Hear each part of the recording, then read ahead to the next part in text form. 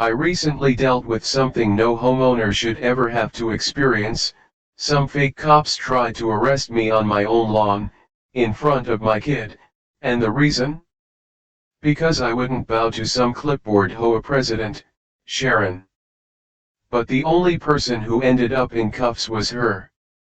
Let me start from the beginning. Before we dive in, let me know where you're listening from today. I bought the Mustang for two reasons: freedom and noise. After 20 years of gutless commuter sedans and HOA-approved silence, I needed something loud, something real.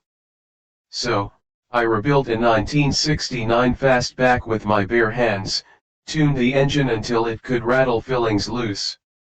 That car wasn't a toy, it was an exorcism.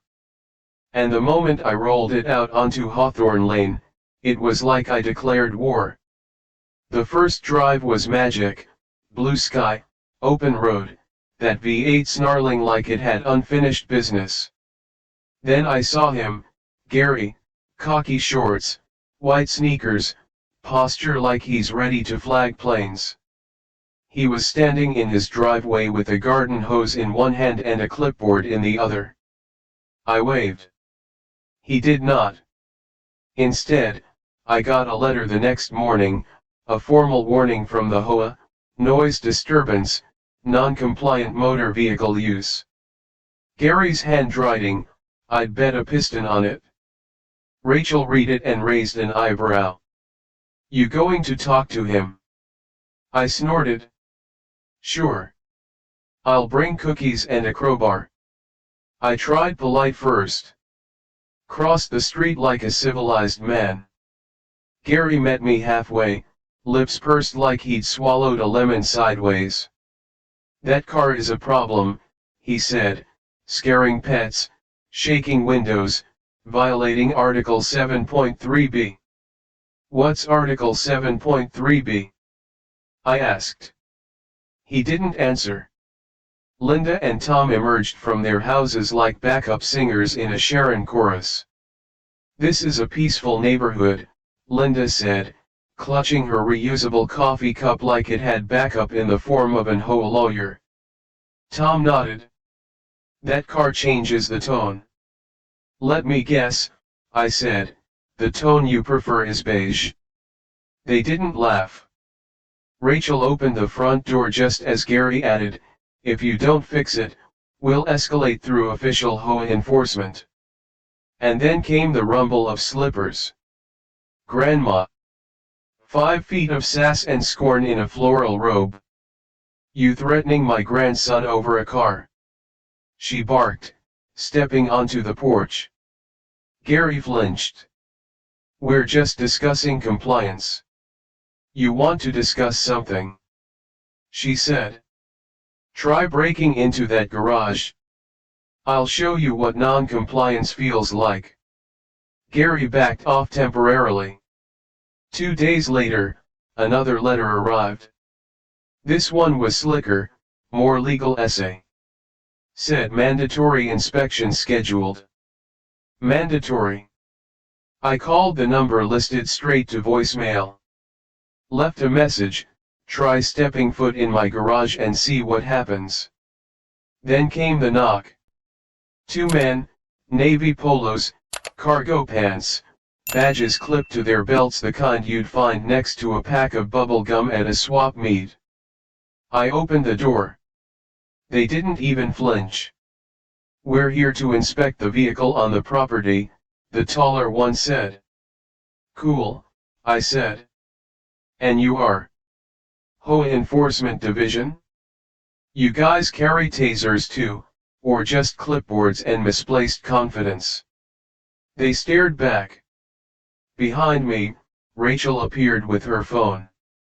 Grandma stepped in beside her, still holding the mug that said "World's Most Dangerous Grandma." You boys got a warrant? She asked. This is a courtesy visit. You're about 10 seconds from getting a courtesy butt kicking, Grandma said. The taller guy shifted. Ma'am, we're here to ensure the community guidelines are being followed. You ever serve in a real uniform? She asked, stepping forward. No, ma'am, he said. Then don't wear one like you did, she growled. Rachel hit record. That made them blink. They turned and left, but not before one of them looked me dead in the eye and said, "You've been warned. For you, a free like is easy. But for me, it is the greatest support and encouragement. For this video, can you give me one like and one subscription? Thank you very much." That night, I rewound the garage cam. At 2:13 a.m., one of them came back alone. He didn't knock, didn't touch the door, just stood there, hands behind his back, eyes on the Mustang for exactly 7 minutes.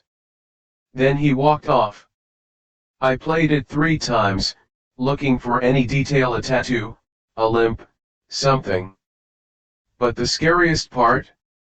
He didn't fidget, didn't move, just watched, like he was memorizing something. The next morning, the Mustang wouldn't start. Popped the hood, found a wire-cut clean professional. Rachel gasped, and across the street, Gary was watering his lawn. Then he looked up and smiled. Not the neighborly kind, not the oops, sorry about your alternator kind. The kind of smile that says checkmate, neighbor. Son of a bitch, I muttered. That night, I was already on edge when Rachel shook me awake at 3:06 a.m. Someone's outside. I grabbed the flashlight, slipped out barefoot, slow and quiet down the hall, through the kitchen, out the back door. The cold slapped me in the face. Then I saw them, not a person, just headlights at the end of the street. Black SUV, engine idling, lights off. I stepped onto the lawn. It didn't move. Raised the flashlight, shined it at the windshield. The SUV backed up, turned, and disappeared. No plates, just silence. I didn't sleep the rest of the night. Next day, I called the county records office, spoke to a woman named Merrill, gave her the name on the letter. Hawthorne Property Stewardship Council. Click, clack of keys, then nothing. Merrill, you're sure that's the name on the documents? Yep, she hesitated, then said softly, "Sir, there's no such registered HOA. No legal filing, nothing on record." I stared at the phone. They're not real. They're not official. At best, it's a volunteer group. At worst. She trailed off. What's the worst? If they're issuing violations, trespassing, impersonating officers.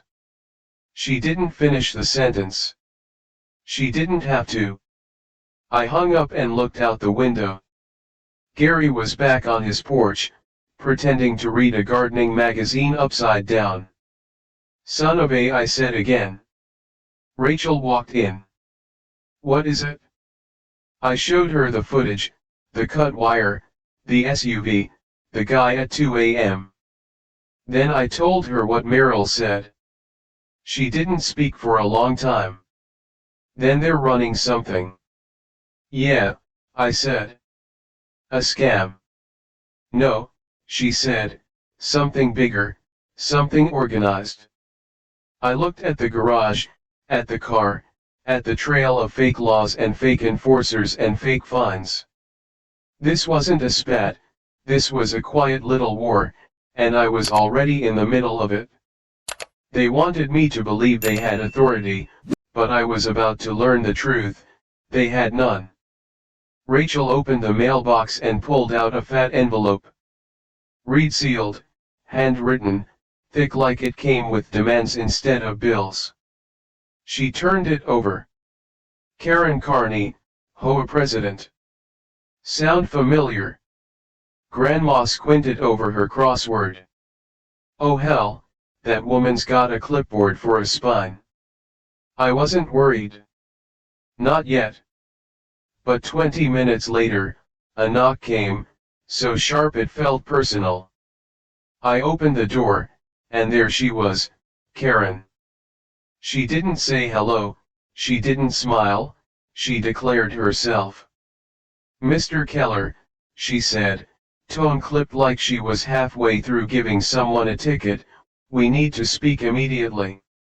She looked like the manager of a funeral home that never allowed joy. Beige button-up, matching slacks, reflective sunglasses, and a posture that said she'd rather be yelling at someone else right now. Behind her stood the same two rent-a cops from before, matching polos, fake tactical belts, sunglasses so dark they looked like they were cosplaying FBI agents from a conspiracy theory.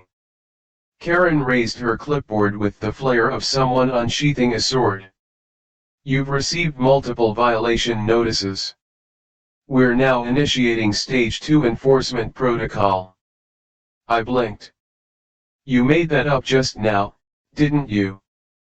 "No," she said tightly. "This includes a full compliance audit, garage inspection, perimeter walkthrough, external threat assessment." "External what?" "Your security system, your lawn, any vehicles on site," she continued, flipping to a highlighted form. "Due to continued non-cooperation, your household is now flagged as a Tier 3 disruption zone." Behind me, Grandma leaned out of the kitchen and muttered, "I'm going to start throwing hammers." Karen motioned to her goons. "Gentlemen, we'll begin at the rear entrance." I held up my wrench. "Try the back gate," I said, "and you'll meet the business end of this first." The taller of the two shifted. "Sir, we're authorized." "You're not authorized to breathe near my Mustang, much less inspect it." Karen stayed icy. "Refusal to comply will be noted. Excessive resistance will result in immediate escalation." "I'm sorry," I said, "is that a threat?" "No," she replied with a mechanical smile. "It's a procedural courtesy." Grandma stepped out onto the porch, shotgun in hand. Karen didn't flinch, but her clipboard dipped half an inch. "You boys still got legs?" Grandma asked. "Use them. For you, a free like is easy. But for me, it is the greatest support and encouragement. For this video, can you give me one like and one subscription? Thank you very much." Karen cleared her throat. "I'll return when you've reconsidered your options." She turned, marching off like she expected theme music behind her. I didn't close the door. I stood there until they were gone, until I could hear her voice faintly muttering to the enforcers as they disappeared around the corner. Later that night, Rachel handed me a flash drive. "You might want to see this." It was doorbell cam footage, Karen walking the block at 6 a.m., jotting things down, peering over fences, pausing at our garage. "I've got her on 3 different cameras," Rachel said. "She's canvassing." I didn't say anything. I just went to the garage, closed the door, and started digging. I pulled up her name in the county records, then in the sheriff's personnel system. And there she was, Karen Carney, former police officer. Terminated.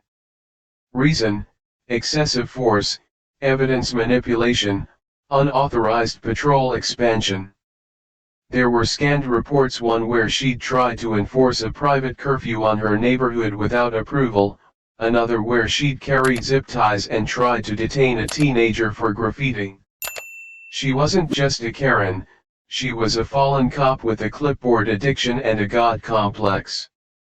She wasn't running an HOA, she was building her own personal regime. I printed everything and dropped it in a folder labeled The Dictatorship of Carania. Rachel read the file and said, "She's not just dangerous, She's obsessed. Grandma read it and said, "Told you. That's ex-cop energy, straight from the precinct of petty." We didn't sleep well that night. The next morning, a new notice was taped to our front door. Persealed with a gold sticker that might have been lifted off a champagne bottle, "Final notice of non-compliance and forcible correction." It cited things like aggressive landscaping, public hostility, and my personal favorite, ongoing vehicular intimidation. I laughed until I couldn't, then I stopped laughing entirely because at the bottom it said, "Failure to comply will result in a fieldal correction conducted by HOA Enforcement Team Alpha." Rachel stared at it. Fieldal correction. Grandma loaded the shotgun.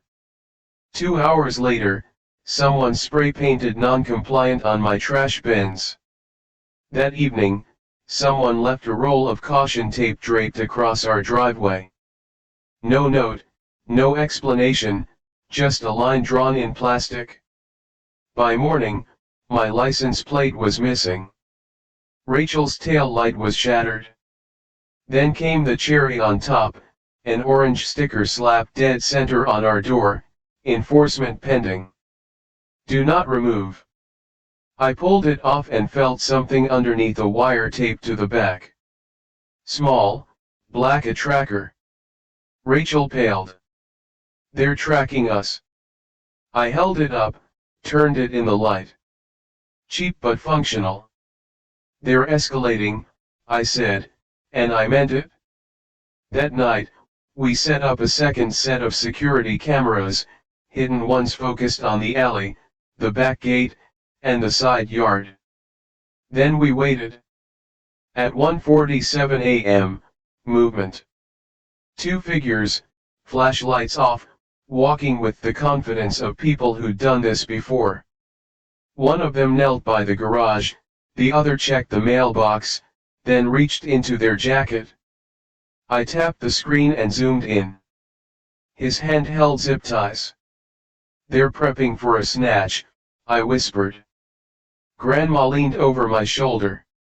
"You want me to greet them, or wait for the encore?" I looked at her. "Let's wait." The next morning, they were gone, but a folded notice had been slid under the door, "Inspection imminent. Compliance noted." It didn't make sense until the knock came. 3:03 p.m., sharp. I opened the door. Karen stood there with a smugness that should be illegal in 3 states. Behind her, the same 2 officers, but this time they were in full tactical gear vests, utility belts. One even had a fake body cam strapped to his chest. "We warned you," she said, as if delivering a eulogy. "You were given every opportunity to do what's right. Bow to your HOA Gestapo." Karen tilted her head. "You're obstructing harmony. We have protocols." "You have nothing," I said. "No real authority, no legal charter, no jurisdiction." She held up a laminated card. "This is your final notice. You're being placed under administrative detainment." The word hung in the air like a bad smell. Rachel stepped into view. "You're what?" Karen ignored her. "Gentlemen, proceed. For you, a free like is easy. But for me, it is the greatest support and encouragement. For this video, can you give me 1 like and 1 subscription? Thank you very much." The taller one moved fast, grabbed my wrist. I didn't resist. I wanted to see how far they'd go. Grandma came out the side door, holding a rake like it was a spear. Rachel shouted, "This is illegal. He hasn't done anything wrong. You're interfering." Karen barked. "Step back, or you'll be detained as well." The shorter guy pulled zip ties from his belt, tightened them around my wrists with the smug flourish of someone who had practiced. Across the street, Gary recorded from his lawn. Linda, arms folded, smile tight, said, "He brought it on himself." Some people don't respect order. The zip ties cut into my skin. Not hard, not painful, but enough to piss me off. I was marched down my driveway like a criminal. Neighbors peeked from behind blinds, some filmed. No one helped. Karen followed close behind, clipboard swinging, voice calm, power drunk. They opened the back of a dark SUV, no plates, pushed me inside, closed the door. Karen leaned in the window. "Next time, maybe you'll think twice before disrespecting the chain of command." I smiled because right then, in that moment, I knew exactly what was coming next, and she didn't. They tried to arrest the wrong guy, and they didn't know I had a badge of my own. They marched me toward the black SUV like I was the final act in a bad community theater version of Law and Order, Suburbia. Two fake cops, zip-tied wrists, Karen Carney strutting 10 paces behind like she was leading a dictator's parade. The SUV idled at the curb, unmarked, dark-tinted, and ready to disappear. Karen stepped closer as the taller enforcer opened the back door. "You should have just gone to the meeting, Mr. Keller," she said, voice low. None of this would have been necessary. Like this wasn't her fantasy come to life. I climbed in without a word. Not because I was afraid, but because I wanted them to keep going. The zip ties bit into my skin. The door slammed shut, and through the window, I saw Gary filming from across the street again, his phone raised like he was the world's worst documentary crew. I smiled at him. He lowered the camera an inch, confused. The SUV rolled forward. We passed manicured lawns and identical mailboxes while I sat quietly in the back seat, counting seconds. 30, 45, 2 minutes. The room was stripped bare, carpet stained, folding table dead-centered like it was waiting for an interrogation scene. Karen followed us in, radiating victory. She set her clipboard on the table like it was her gavel. "Remove the restraints," she said. The taller guy hesitated. "You sure?" Karen didn't even look at him. "Do it." They clipped the ties. I rubbed my wrists, didn't say a word. Karen circled the table, flipping pages with theatrical precision. "You've racked up 17 active violations," she said. "Threats, obstruction, unauthorized tech, intimidation." I raised an eyebrow. "That's a lot of buzzwords for owns a car." "Don't play dumb," she snapped. "Your attitude has made this community unstable." "Karen," I said, "my car makes noise. You created a secret police force and zip-tied a homeowner." "We restored order," she said, her voice rising. "We stepped up when no one else would. You impersonated law enforcement." Karen's smile tightened. "No one else had the courage to act."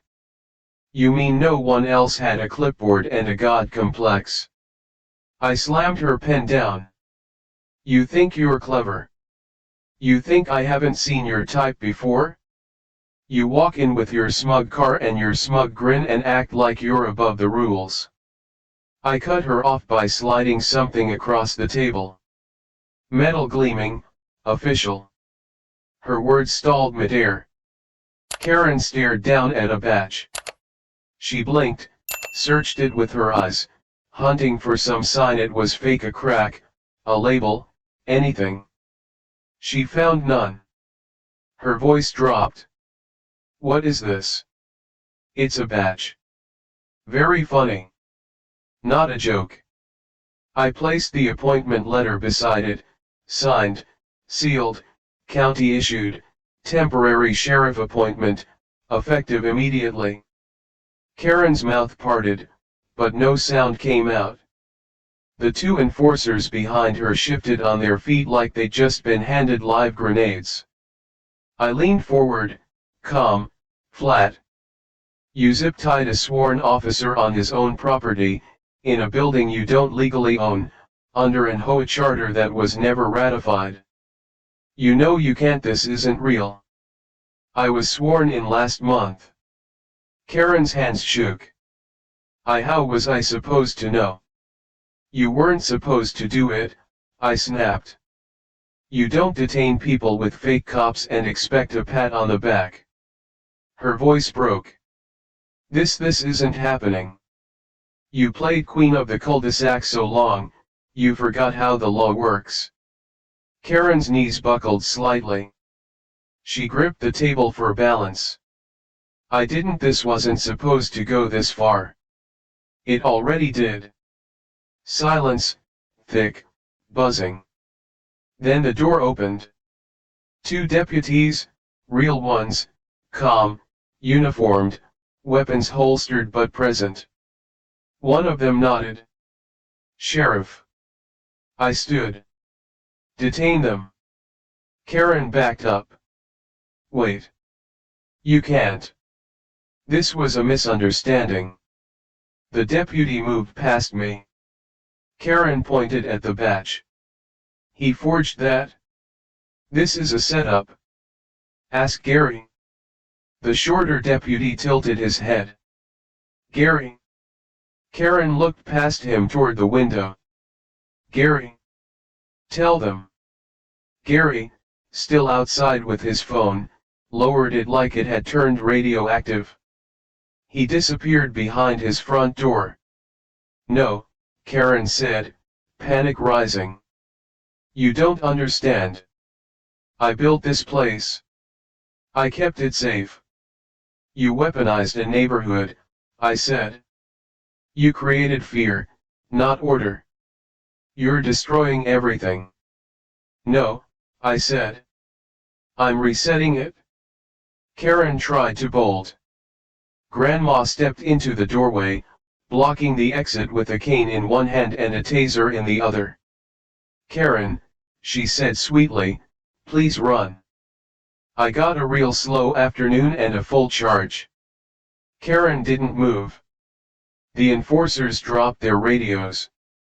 Zip ties went on, real ones this time. The clipboard hit the floor. I bent, picked it up, flipped it over. Sticker on the back, property of Office Depot. Figures. As they were let out, Karen screamed, this isn't over. I didn't respond, just watched, breathed, and smiled.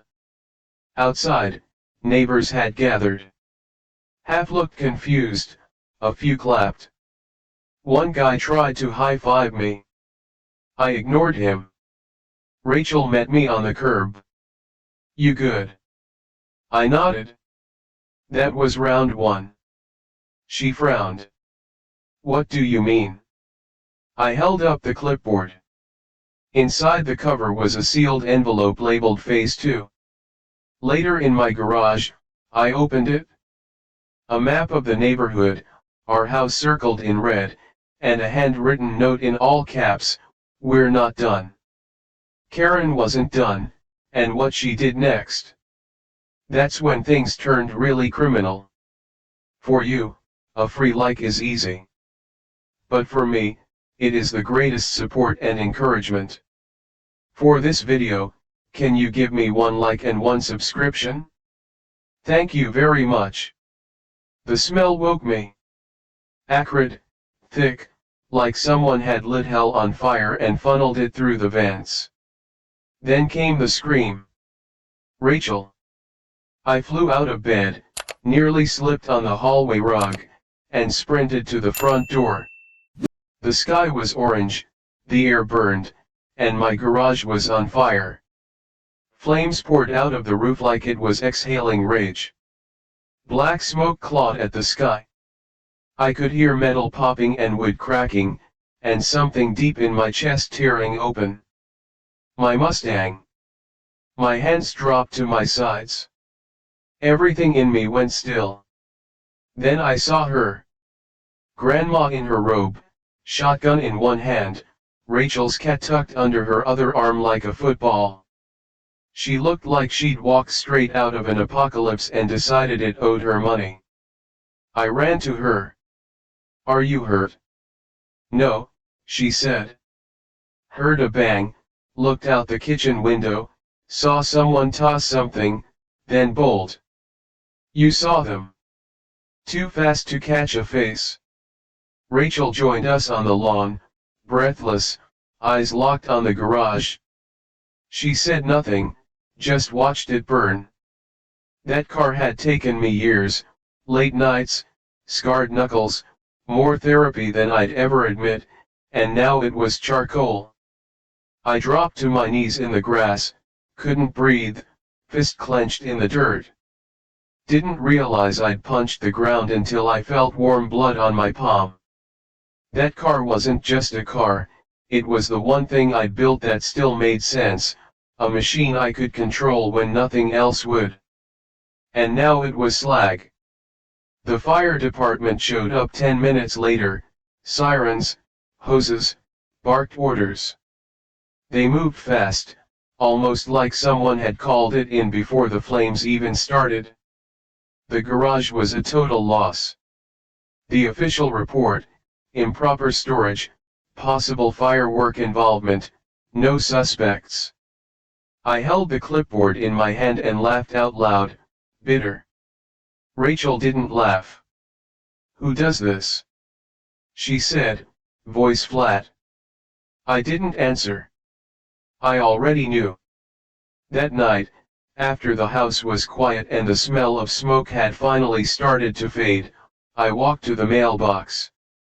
I wasn't sure why, call it instinct, and there, nestled in the mulch, was a small Ziploc bag. Inside, a flash drive, taped shut, no label. I picked it up, turned it over twice. Could have been a virus, a bluff, a setup, but curiosity is a hell of a drug. Back inside, Rachel plugged it into an old laptop. We booted it offline. The folder popped open immediately, audio files, dated cleanly, labeled each one a recording: HOA meetings, secret strategy calls, Karen's voice, Gary's, Linda's, even one of the fake officers. We clicked the most recent one. Karen, he's not backing off. We might need to escalate again. Gary, we can make it look accidental. Garage fires happen. Linda, what about his wife? Karen, she wasn't the target, but collateral is sometimes necessary. Gary, you serious? Karen, you want him gone or not? Silence. Gary, fine. 20 minutes, then we're done. Rachel stared at the screen. Grandma leaned in, face expressionless. They planned it, I said, cold. This wasn't HOA harassment. Rachel nodded slowly. This was an OP. We opened the rest. Hours of tape meetings where they voted to fine residents into submission, plans to use their violations to force foreclosures, a playbook. And then a zip folder, financials. Rachel opened it. Bank transfers, spreadsheets, HOA funds routed to Hawk Valley Holdings LLC, a shell company. We followed the paper trail. Hawk Valley wasn't an HOA management firm. It was a real estate scam. Karen created the HOA, forged the charter, installed herself as president, then fined residents until they gave up their homes. She'd buy them cheap, flip them through Hawk Valley, and do it again. We weren't the target, we were the pattern. The next morning, Gary showed up, didn't knock, just stood at the edge of our driveway like a kid in trouble. I stepped out. You here to finish what you started? He looked me dead in the eye. "You think I lit the fire?" "No," he said, "but I helped light the match." I said nothing. I didn't know how far she'd take it, he continued. I thought it was just rules, fines, neighborhood stuff.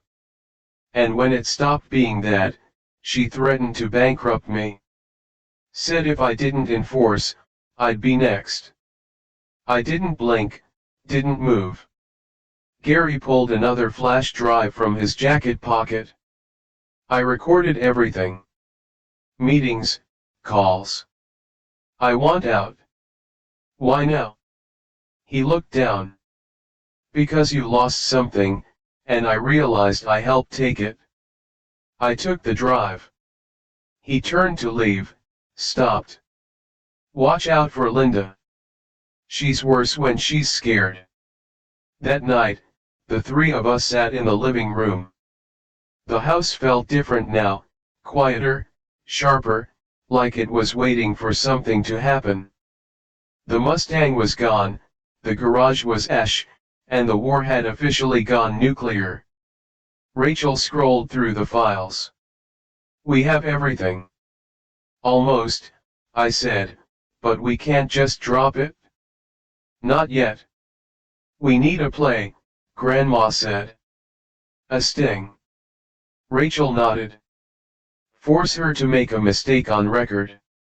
Grandma sipped her tea. "We fake a house sale." We both looked at her. She shrugged. "Announce you're leaving, list the place, let the gossip spread. She'll show her cards." Rachel smiled. "You're diabolical." "I'm retired," Grandma said, "but not dead." We got to work. We listed the house, not really, just enough to make it believable. A fake open house event, a bogus listing on a real estate site. Rachel posted a casual photo on the neighborhood forum, "Big changes ahead. More soon." The replies came fast. "Guess the Mustang wasn't worth it." Finally, "Looks like the HOA was right all along. Let him talk." Then came the note. Folded in half, taped to our porch railing. No envelope, just 2 lines typed in bold, "We need to talk. Now. Karen Carney." At the bottom, scrolled by hand, "P.S. We saw what you uploaded. We had one shot to expose her, and we were going to bait her into taking it. The beauty of a trap isn't just in how it snaps shut, it's in how quiet it is before that. We made it look like surrender, a fake listing on Zillow, a for sale sign hammered into the front yard, a parked moving truck from a buddy who owed me one, half-packed boxes scattered just enough to look legit." Rachel posted a photo to the neighborhood forum with the caption, "Big change is coming." The response? Instant. Another one bites the dust. HOA wins again. Guess all that noise finally packed itself. Let them have their moment. Inside the house was wired tighter than a government sting. Every room had a hidden mic. 2 cloud servers backed up real-time audio. 4 mini-cams disguised as air fresheners. Grandma sat in the guest bedroom, watching every feed on her tablet like she was running surveillance ops for the CIA. Rachel programmed the system to transcribe any conversation live to the cloud. We had one job now, make Karen feel safe enough to be stupid. She didn't come right away. Karen waited 3 days, long enough to let the neighborhood marinate in the fantasy of our retreat. Then, just after 10 a.m., a knock. We didn't answer. We watched. Karen stood at the door, hands clenched around a folder like it owed her something. She wasn't wearing her usual sunglasses, no clipboard, no HOA badge, just a beige blazer and a fire under her skin. Rachel whispered, "She looks off." Grandma glanced up from her tablet. She's about to crack. I opened the door slowly, no words. Karen stepped inside like it was still her house. Didn't ask, didn't pause. She moved past me, surveying the fake boxes, eyes flicking across every corner like she was scanning for violations. This really how it ends? She asked. You running? I didn't respond. Karen picked up a framed photo of Josh and Rachel, smirked. Shame. I always thought your kid had potential, if he hadn't been raised in chaos. Rachel took one step forward. I caught her wrist. Karen looked around. You spent all this time fighting us, and now you're just quitting. For you, a free like is easy. But for me, it is the greatest support and encouragement. For this video, can you give me one like and one subscription? Thank you very much. I'm not quitting, I said. I'm just letting nature take its course. Karen laughed, cold. You mean like a controlled burn? She circled the island, leaned in close. You uploaded them? She said softly. The files, the audio, the meetings. You think I don't know? She was testing me. I said nothing. You want to know what this really is? She continued, voice like glass. This isn't a neighborhood, it's a battlefield. I've just been better at hiding the bodies. And then she pulled the folder from her bag and dropped it onto the counter. Inside, a signed lien, filed, stamped, dated, against our property.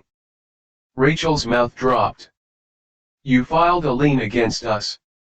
Karen smiled.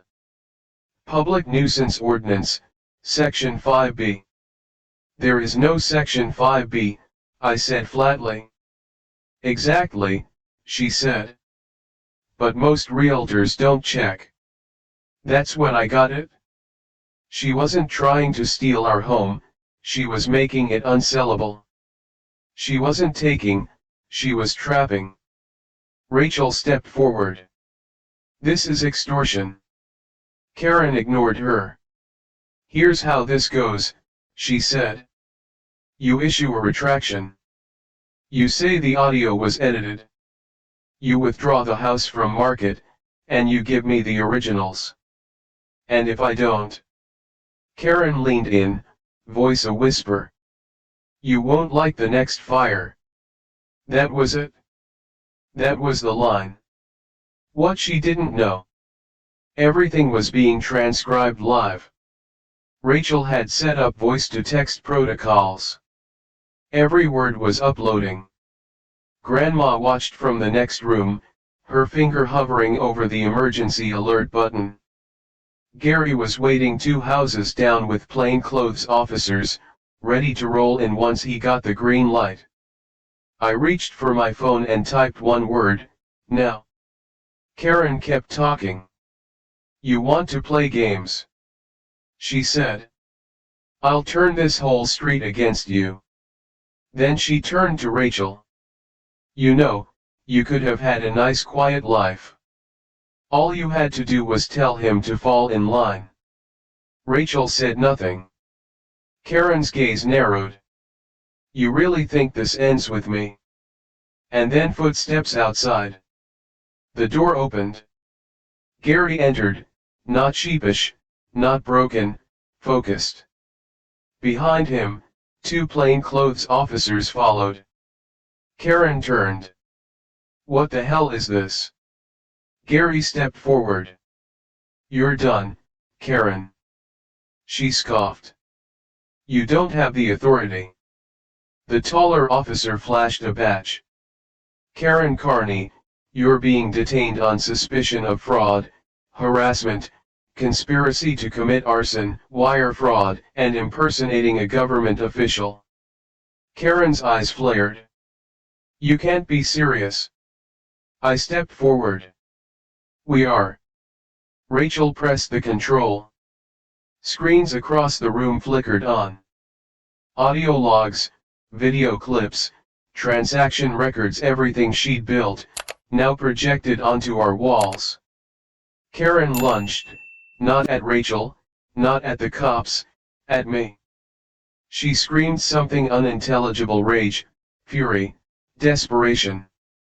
One officer caught her mid-swing. Grandma stepped into the doorway, cane in one hand, taser in the other. "Try it," she said. Karen froze. Neighbors had already gathered on the street. Phones were out, cameras rolling. Some faces I recognized, others I didn't.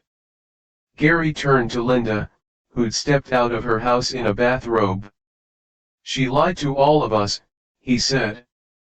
Linda looked away. Karen thrashed as the cuffs went on. "You think anyone cares? You think a courtroom will even read your complaint?" "We're not filing a complaint," I said. "We're pressing charges." Karen spat on the floor. "You think this ends here?" I looked her in the eye. "No," I said. "I think it ends in court." Children watched, and the clipboard queen of Hawthorne Lane was shoved into the back seat of a cruiser. But just before the door slammed, she turned to me and said, "Calm down this time.